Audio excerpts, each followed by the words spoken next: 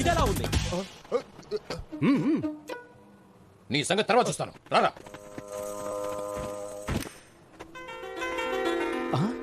Julie, ఇక్కడికి ఎందుకు వచ్చావు?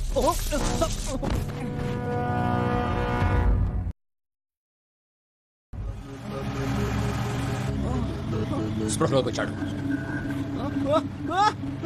నా ప్రియమైన మిత్రుడా, నువ్వు అసలు ఇక్కడ ఏం చేస్తున్నావు చెప్పు.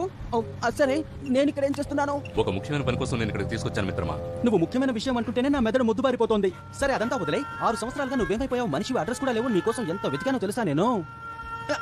కొంచెం ఆదమర్చాను, వాళ్ళు దెబ్బ కొట్టేశారు. వాళ్ళు కాదు, కొట్టింది నేనే. మంచి మిత్రుడు అంటే